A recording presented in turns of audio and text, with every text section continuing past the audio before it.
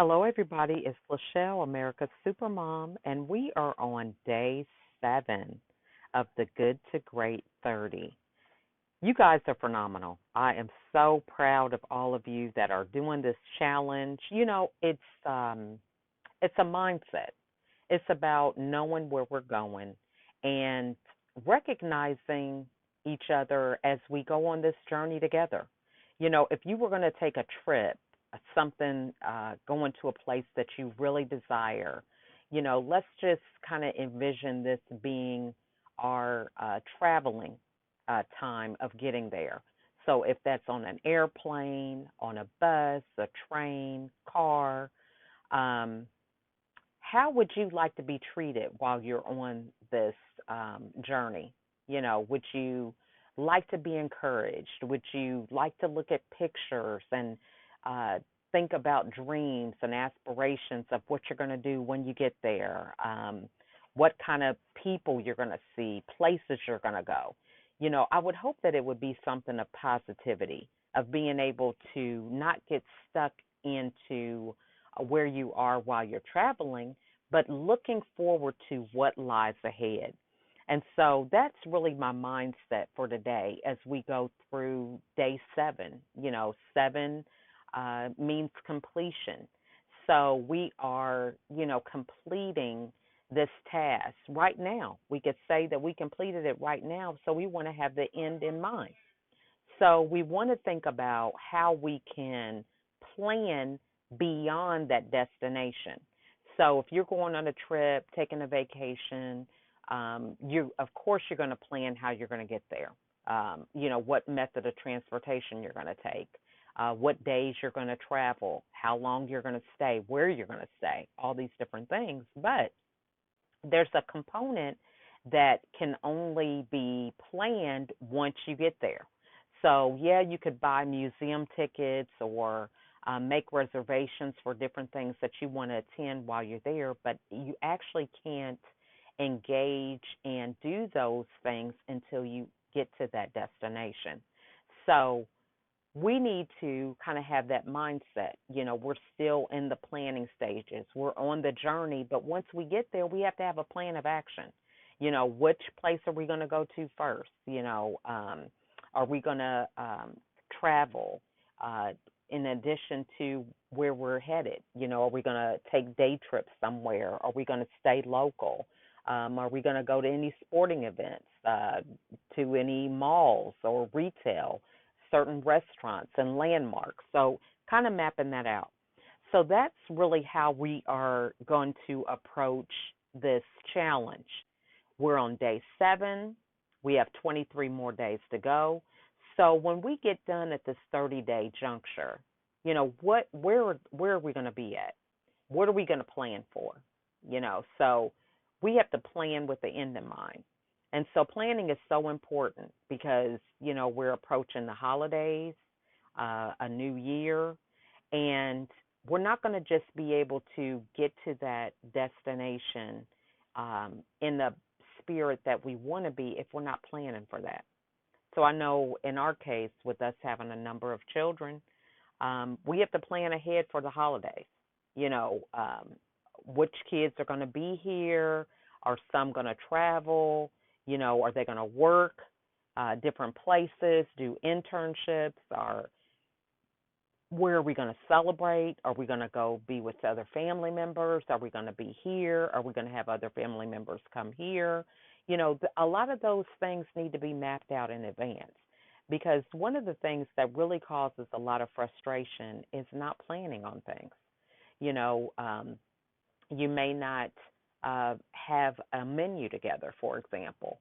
And so, because you don't have a menu, then you don't know who's going to prepare the food. You don't know who's going to come and eat the food.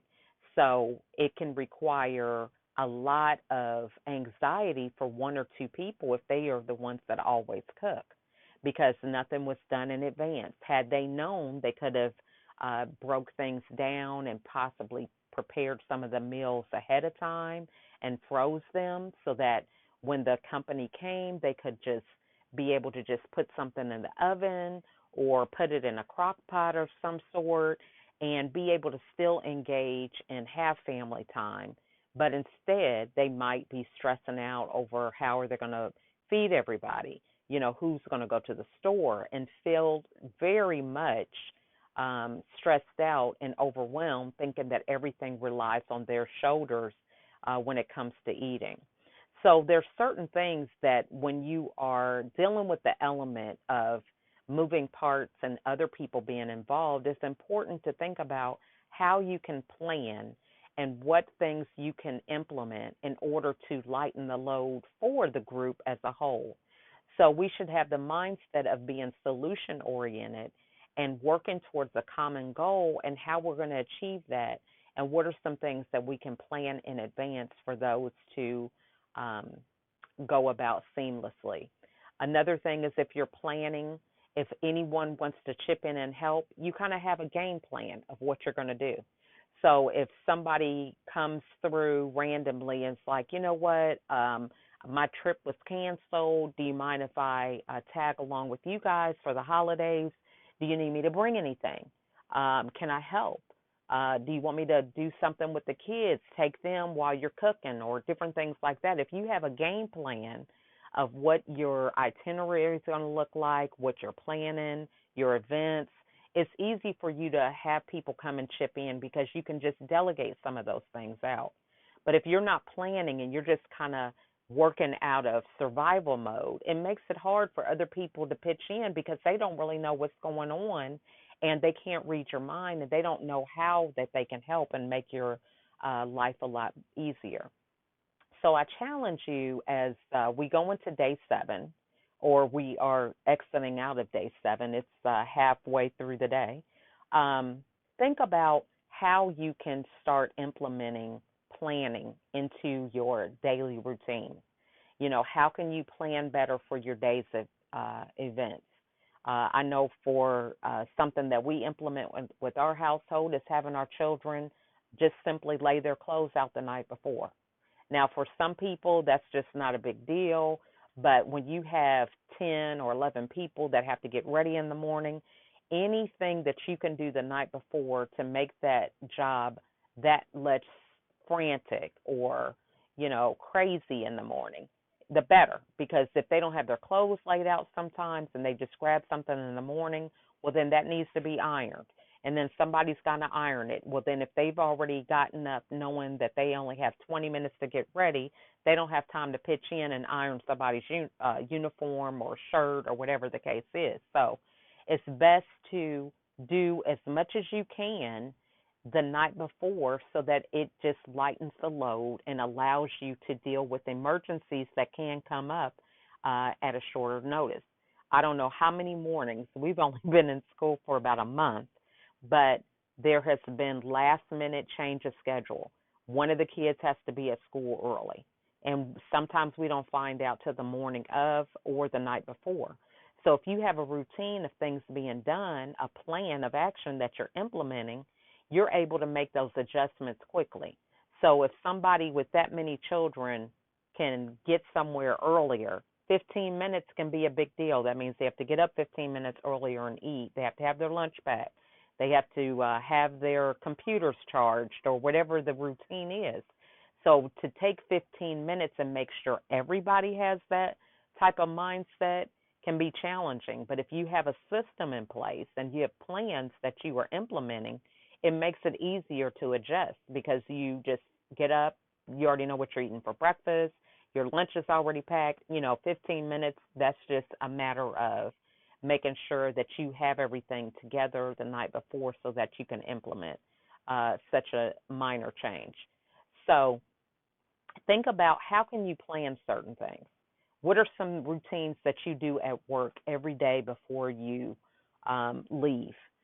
So how can you do those things more efficiently throughout the day so that you can cut back some of the things you have to do when you get ready to go?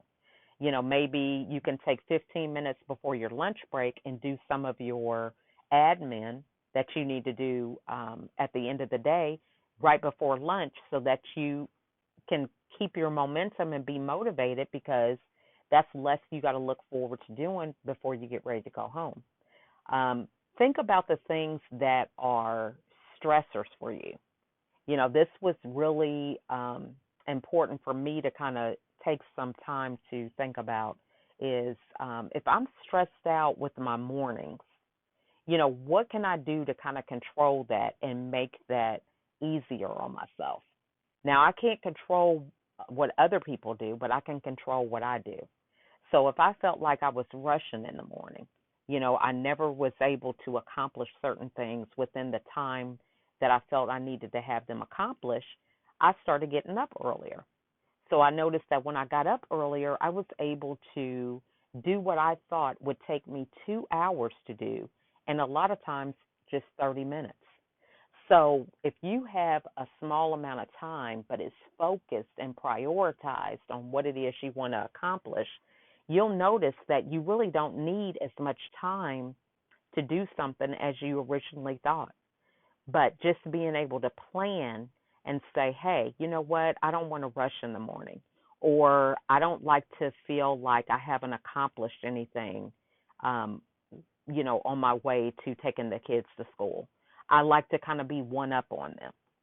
And so for me, that's getting up, doing my devotion, uh, saying my prayer, sometimes doing a few posts for my business or answering some emails so that I can feel like, you know what, I did a lot of work this morning, so now I can devote a lot of time to my children, even if it's just an hour, and be intentional to thinking about, oh, did I miss this opportunity, or did I call that person back or email them back or whatever. I can just handle that first thing in the morning before I even start my day, and I can feel like, wow, I accomplished a lot of things, and I'm able to be in a better space to receive um, what's going on in my own household and being able to encourage my kids as they go about starting their day. So I encourage you all to think about, what is your plan? We can all determine where we want to go, but what is your plan for how you're going to get there? How are you going to implement new routines and strategies and different things that you're working on into your current schedule as it is today?